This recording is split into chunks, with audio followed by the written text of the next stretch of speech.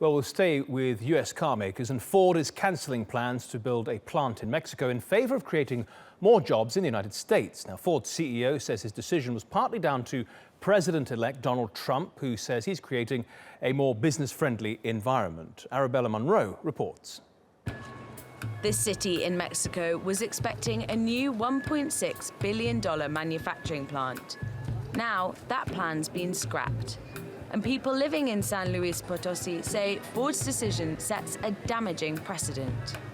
It seems to me to be a bad policy of Trump's, because he is intervening in the globalization of companies. He wants to take these companies to the United States, and this is going to affect Mexico in this way. We always do the work that they want to do. So I want to see what will happen if he builds the factory in the United States and see the Americans doing the jobs that we were going to do.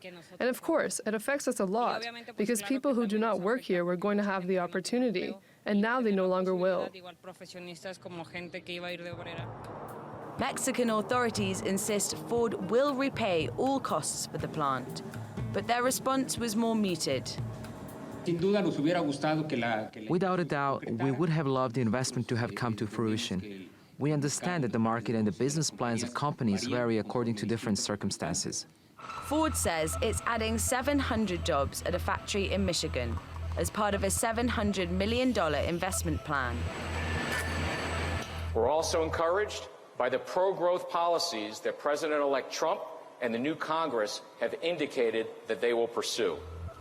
Since winning the election in November, Donald Trump has criticized several U.S. companies for manufacturing products abroad, and in the process, promoting interventionism instead of a free market.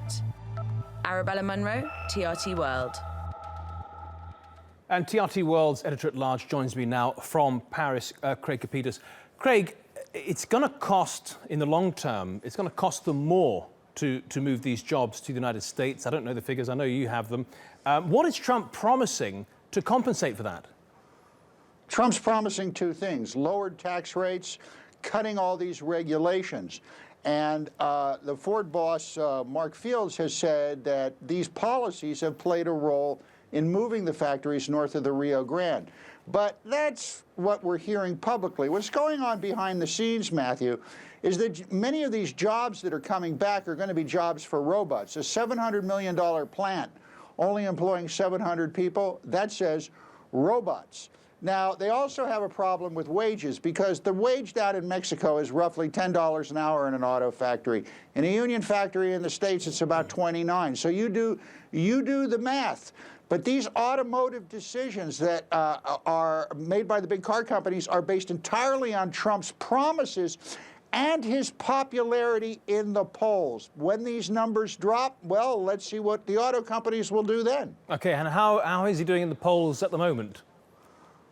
Well, the most interesting poll is a recent Gallup poll, which essentially says that a good portion of Americans don't have the confidence in Trump having the ability to handle global crises.